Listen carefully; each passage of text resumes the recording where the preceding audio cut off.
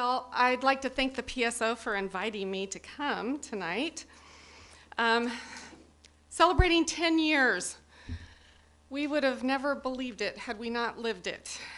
I was asked to tell a little bit about our story, mine and Dean's. She got some of that already. I think we've grown so quickly that sadly it's become impossible for us to know all of you, or for you to know us. So here's the abbreviated version.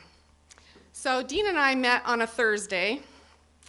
He asked me to marry him the next Thursday, and we were married 2 months later. So after going on 39 years, 4 children, number 11 grandchild on the way, we're still happy. These kids and grandkids are the delight of our life. Dean spent 40 years in the financial services industry, which our boys have now taken over, although they do allow him to keep his office there. I had some opportunity to use my degree, but I was really blessed to be a stay-at-home mom. Somewhere along the years of working in our children's classrooms and Dean serving on a school board, we became very disgruntled with the education system. We were introduced to classical education through this book, A Thomas Jefferson Education, and I hope that all of you have this and have read it. I think it was last year that we gave it to all the families. It allowed me to have the vocabulary to understand the kind of schooling that I got, because I didn't know that I received a quasi-classical education. We don't necessarily agree with everything in this book, but we have taken the true principles from it and we have tried to adapt it. First, in our homeschooling, because once we were disgruntled, then if any of you know us, we're fixers and we're gonna fix it. And so we took our last 2 boys out of school and homeschooled them and their friends. In fact, one of our little students I saw walk in today, she has children here at the school.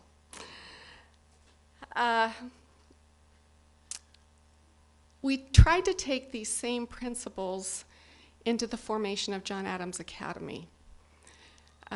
Again, adapting these principles into a public school setting, which has not been easy. So, as Tamara said, we took a long drive down the coast. We talked about if we were to start a school, what might it look like? And immediately we had 2 absolutes. It had to be a classical school, and it had to promote the founding principles of American liberty. Now, my vision of this school was a small little country school with maybe max 200 children, very containable, controllable, personal, low stress. So I made notes about what this small, containable, low-stress school would look like. Dean at the time was working on a doctorate in constitutional studies and philosophy.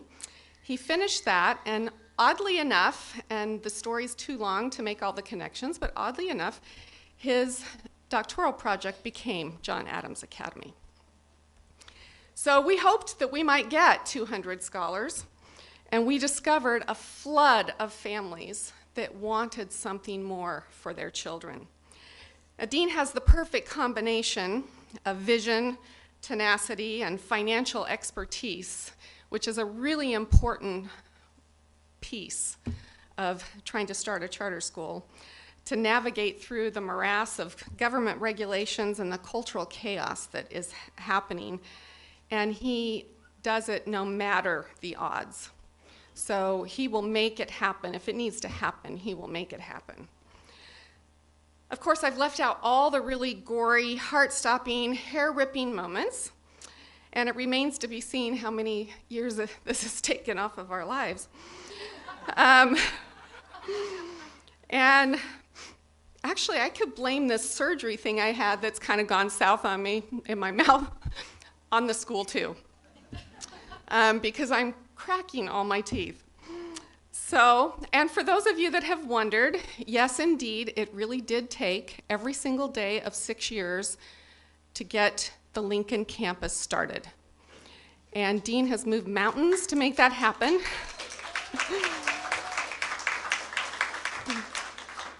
I cannot express to you the truly monumental, seemingly impossible hurdles that has taken.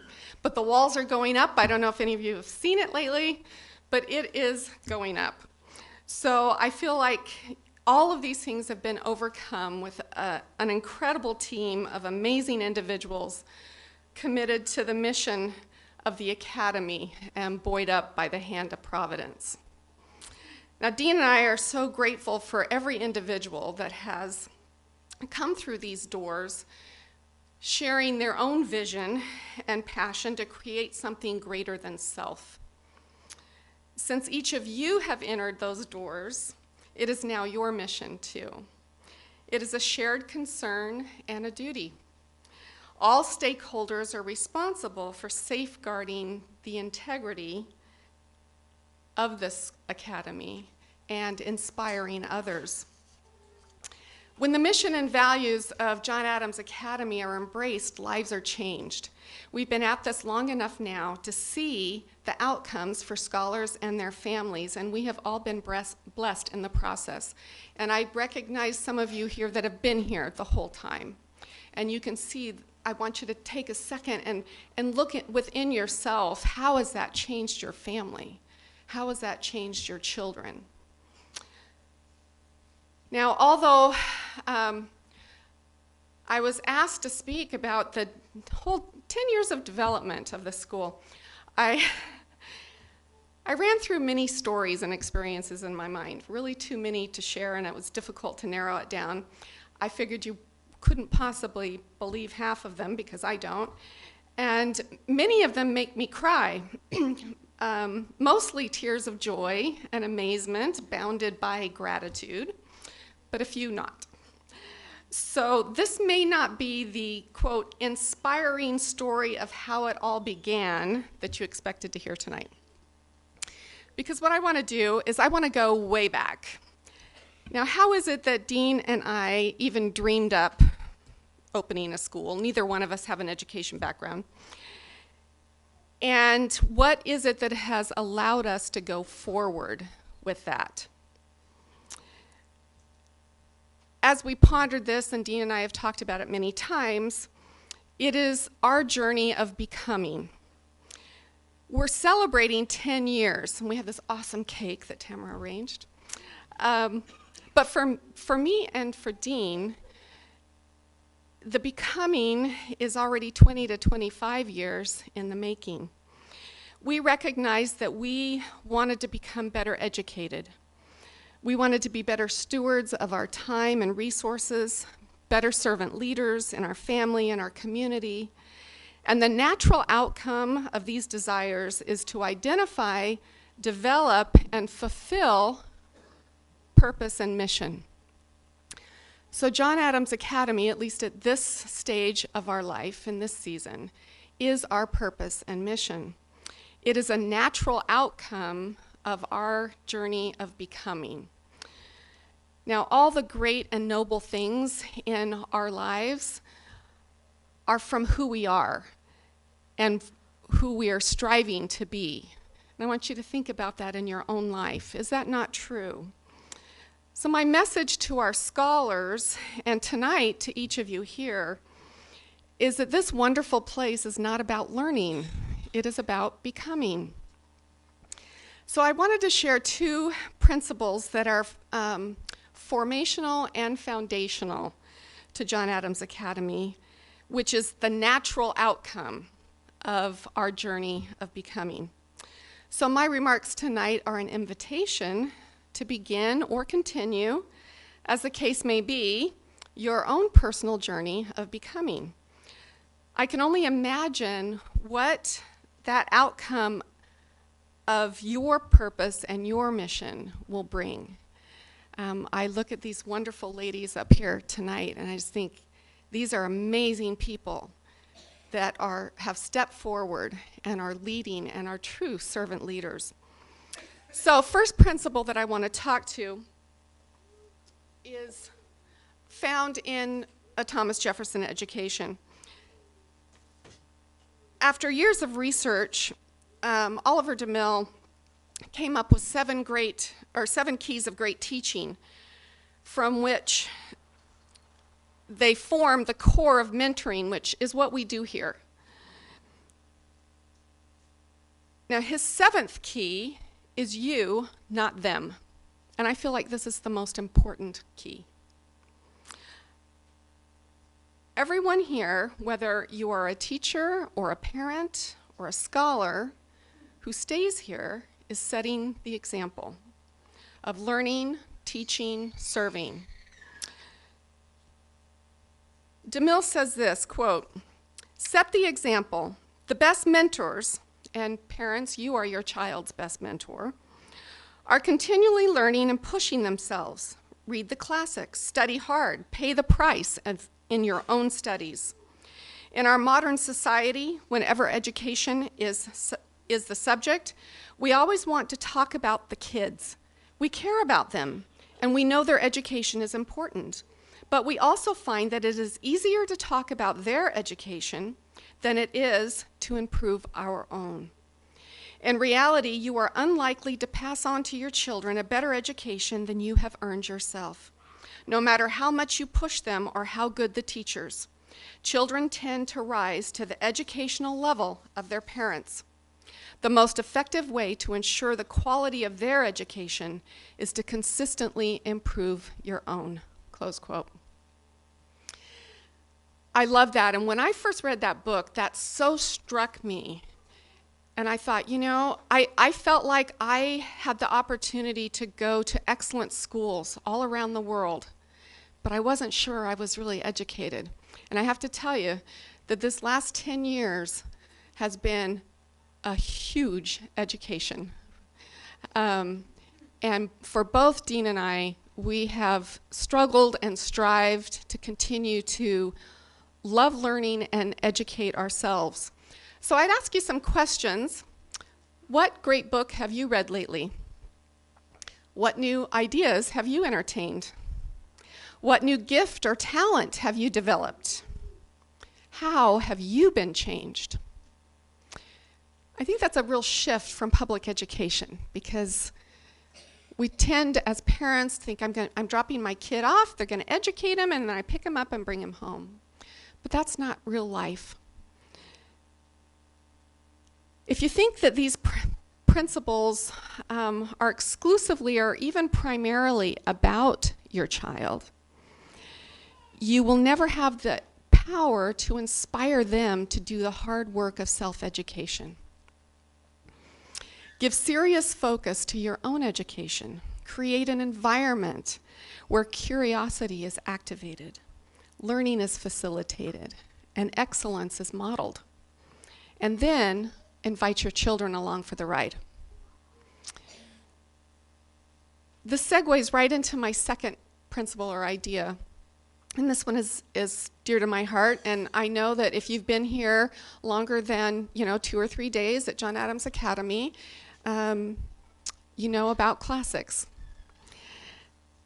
But I want to speak to them again, because it always surprises me that even though we talk about them, we're not always reading them, internalizing them, and learning to love them.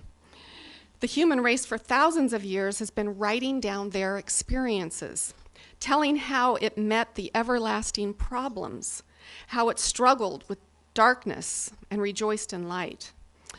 What fools we would be if we try to live our lives without the guidance and the inspiration of all of those generations that have come before us. We get that a lot. Why do you teach Latin? That's ridiculous. I don't know, your children that are in Latin class, I hope that you now have understanding of why we teach Latin. But this idea of the classics is foundational to John Adams Academy. And in our original statement of vision, you can read this on the website, but there's there's several points that I'd kind of like to go over because we get asked this question all the time. Well, what is a classic? A classic is a work that can be experienced many times over.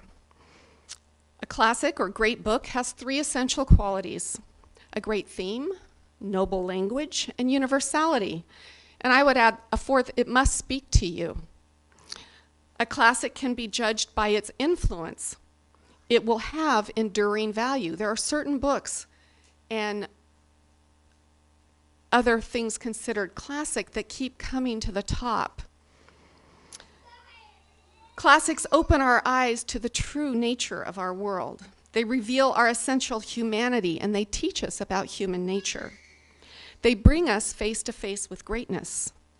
Classics force us to quietly study and ponder and analyze, think and cry and discover, to laugh and struggle, and above all, to feel and to change, to become. Classics are great because they contain great ideas, and they have given birth to a great and ongoing conversation about what is beautiful and good and true. They are read by the intellectual giants of our culture. The same books come up again and again. A classic can correct the characteristic mistakes of our period of time. And a classic can give us the personal wisdom to be better as individuals and as citizens of a free nation. Now, classics come in many forms, not just books. But tonight I want to particularly address literature because I love it. But literature is simply life selected and condensed into words. The expression of truth, the transmission of knowledge, emotions between man and man from generation to generation. These are the purposes of literature. Literature means light. Light of any kind is important, but the kind of mental, spiritual, and moral light that can come from great literature can nourish our souls and give a tone to our lives that almost nothing else can. The human mind itself is possessed of uncalculated value, but it needs to be lighted, charged, vitalized. The mind can get balance, reason, foresight, and understanding from the thoughts of others. The right kind of ideas. And I think some of the vocabulary that I use and the ideas that I bring up, they are different than what we're hearing in our public education system. And our youth are not getting these ideas. As I talk to youth outside of the academy, they cannot even tell me a book that they've read that they like.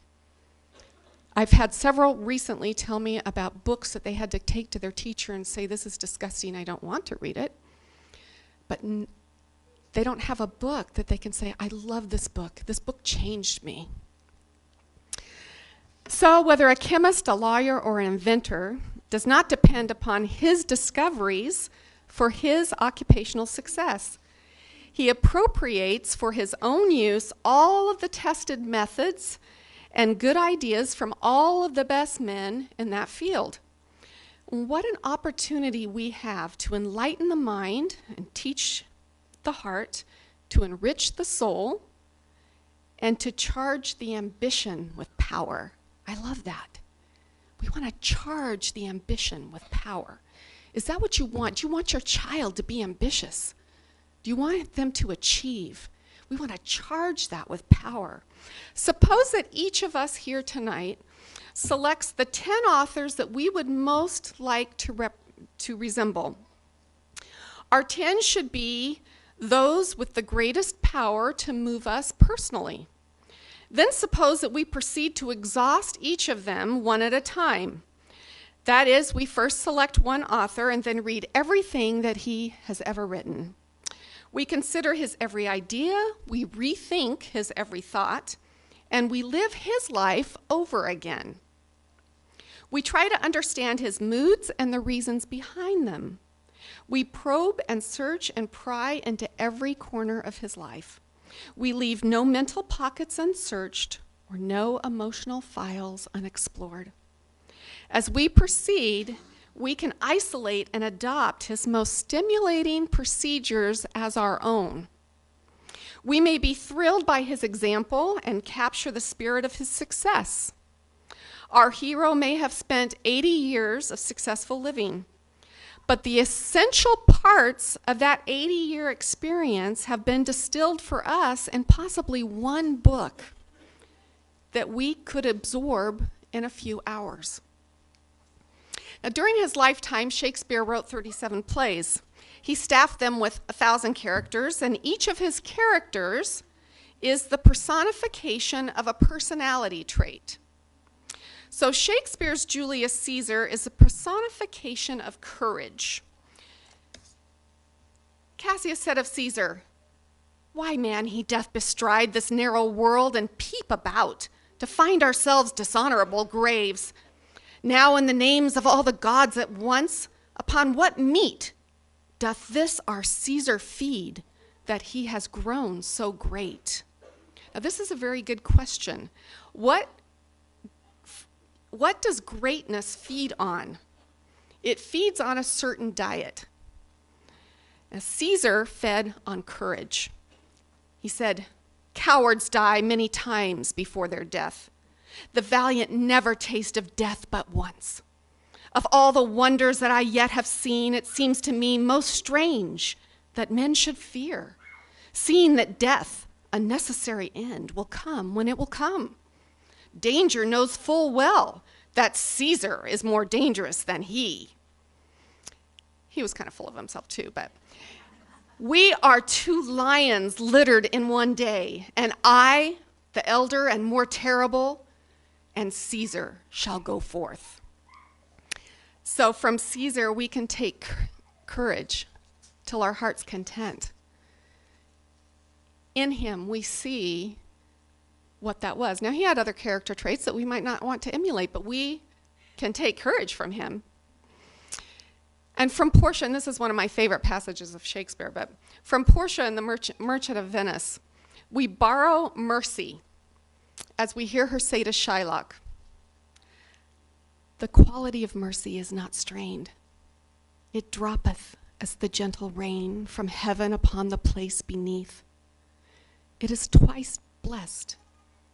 It blesses him that gives and him that takes. 'Tis mightiest in the mightiest. It becomes the throned monarch better than his crown. His scepter shows the force of temporal power, the attribute to awe and majesty, wherein doth sit the dread and fear of kings. But mercy is above this sceptered sway. It is enthroned in the hearts of kings.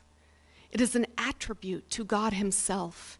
An earthly power doth then show likest gods, when mercy seasons justice. Therefore, Jew, though justice be thy plea, consider this, that in the course of justice none of us should see salvation.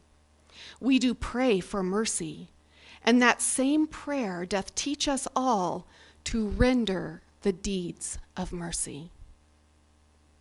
That is beautiful. No one can say that like Shakespeare did. In that short paragraph, we learn what mercy is and why we would want it and why we should give it. Now, in the same play, we can learn from the generosity of Antonio, the avariciousness of Shylock. Most of our education comes through the experiences of others. And the greatest education is the awakening of the heart. I hope all of your scholars are having their hearts awakened and arousing the spirit in there to know who they are and what their great purpose is. Now, it's by this process that we add to our own stature and increase the dimensions of our own lives. I love the quote by Oliver Wendell Holmes, and several individuals have said something like it. "A mind once stretched to a new idea never returns to its original dimensions." I love to see our scholars who a new idea is presented to them. They will never go back to who they were before that idea was presented. Now, I've been inspired by Cato's devotion to republicanism in the face of tyranny. Plato's allegory of the cave has become for me the symbol of understanding John Adams Academy and its mission as I continually strive to come out of the shadows and seek truth. And if we had more time tonight, I was definitely going to walk you through Plato's allegory. So that would be a homework assignment. But helping to turn our souls and reorient us to correct loves, that our children can learn to love correct things. Plutarch gives me lessons, both good and bad, from the great leaders in history. The founders didn't just look at the classical world for the structure of American government, but they used the classics to inform them about the type of personal character that would be necessary for the citizenry of this republican democracy. Without that, it will be difficult to be a success. I have faced moral quandaries with Jane Eyre. I've learned that obstacles are overcome by ordinary characters. Elie Wiesel showed me that evil exists, but that also the human spirit can triumph, that bad things can happen to good people.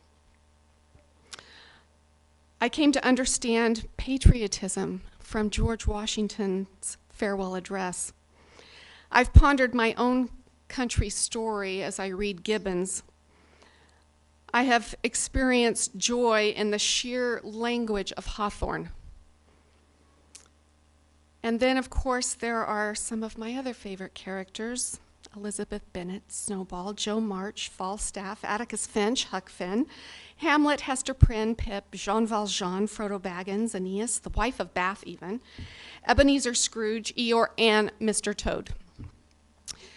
So I have faced moral dilemmas impossible to actually experience in my own life, free of the consequences, and I was able to contemplate suffering without really suffering. The list of characters and lessons learned and wisdom found grows longer and longer as I started making this list. Which is my favorite? I don't know, I guess it depends on the day. Which has been the most influential in my life? Looking back over 60 years, I don't know that either. But I do know that the great books that are part of my life have given me the wisdom to be better, to be a better person at every stage of my life, a better mom, a better wife, a better grandma.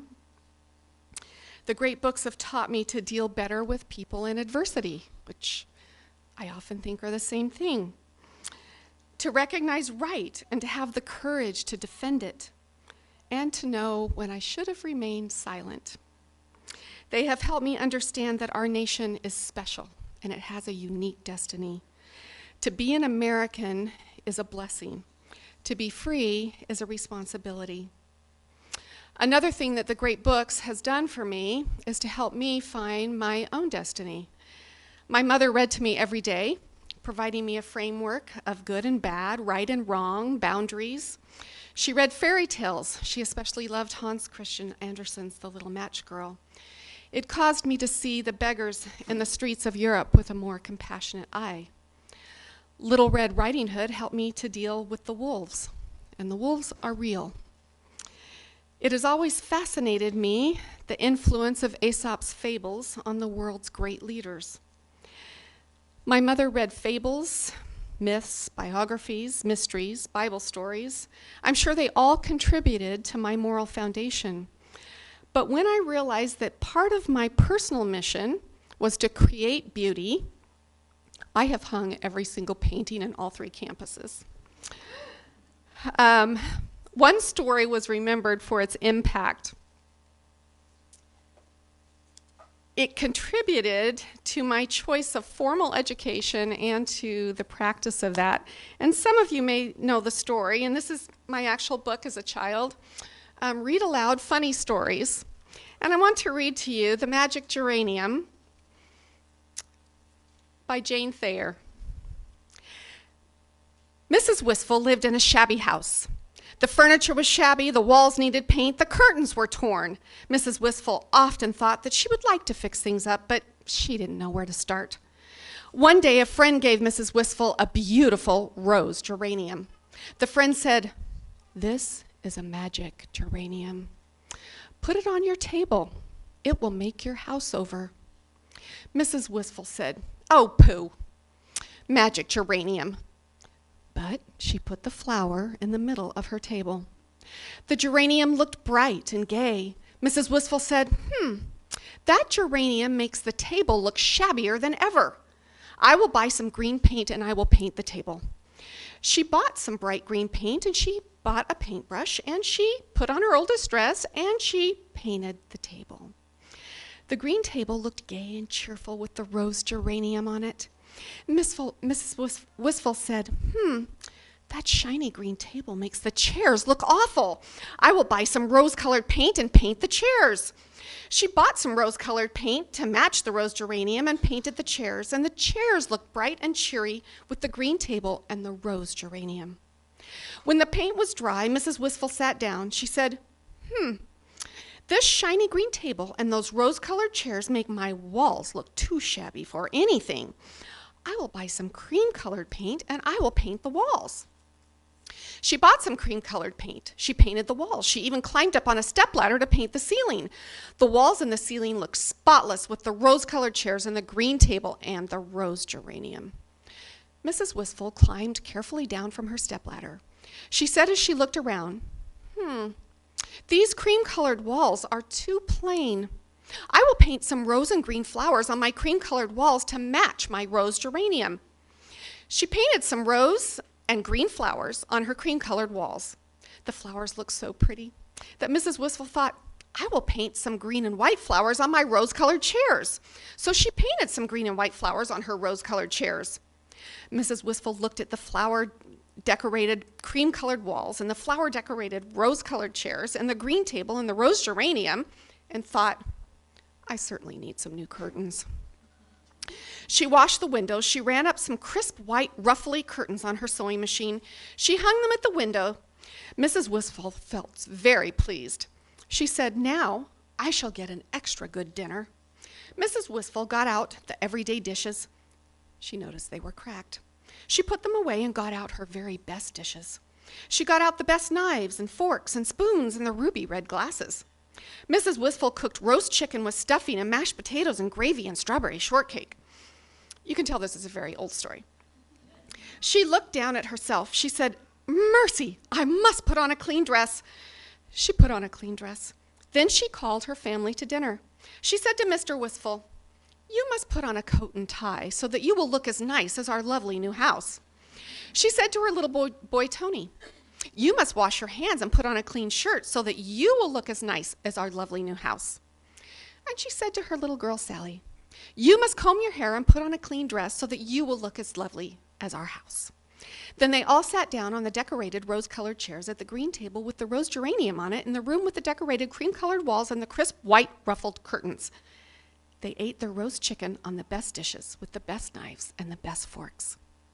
When Mr. Wistful had swallowed his last mouthful, he said, "My dear, that was the most delicious dinner you have cooked in a long time. May I ask what has caused the remarkable change in our poor, old, shabby house?" Mrs. Wistful looked at Mr. Wistful.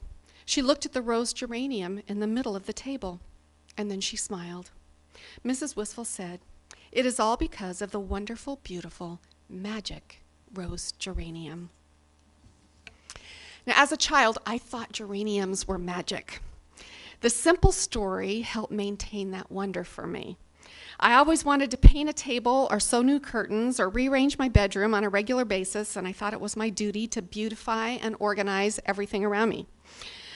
I did this often as we moved somewhere else in the world, almost every year. I always started with a pot of flowers. This story taught me that one small thing can make my life better. It wasn't always easy moving every year, and somehow it was always in the middle of the school year. As you have one thing and you add one more and one more, huge change happens. I also learned that I am responsible for the change that I seek. It is me, not them. Looking from the perspective of the geranium, I also learned that I can be the change agent.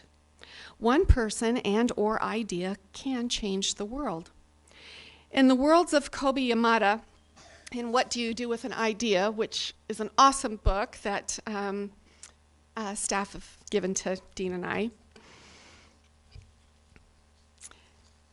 he says in the closing pages, then one day, something amazing happened. My idea changed right before my eyes. It spread its wings, took flight, and burst into the sky. And then I realized what you do with an idea. You changed the world. This was the idea. It began with just me and Dean in a car where we added one more until we have added all of you. And we are indeed changing the world. If any of you were to come to our home, you would notice potted geraniums all around our house outside. More than once I have given these potted flowers to someone like Mrs. Wistful.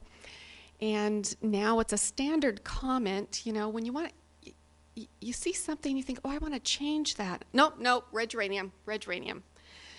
You change one thing, you got to be prepared to change all of them. So the great books and the stories have been indispensable in discovering who I am and who I want to be and who I'm still striving to become. They have informed me in developing my values and the choices that I make every day. All of these books and characters and the great moral lessons of the classics inform every decision, whether we're conscious of that or not. So somewhere between Once Upon a Time and They Lived Happily Ever After, we find virtue and wisdom and redemption. It is about becoming, and character has always been the chief goal of classical education, cultivating wise, virtuous men and women. We wish for us and for all of you and our scholars to learn what is true so that we can do what is right. We are so optimistic about our future when we see the scholars here at the school. Those of you that have only ever attended John Adams Academy don't have a comparison with that right now at this time in our culture. But when I go about and see other schools and other things happening, it is amazing what is happening here. And it truly is about you, not them. So I would again issue my invitation that it is about us. It's about us learning and growing and becoming and just inviting our children along for the ride. And that's what we've done with our grandchildren who, when we first had this idea, we didn't have any. And now we have over half of them here at the school. So as I invite you to grow and become, we have seen that it does indeed change the world, one scholar at a time, and I feel like that's what we're doing. It's one person at a time. It's one person in your family. It's one scholar here in the school. It's one person in need in the community. We can indeed change the world. So thank you for having me.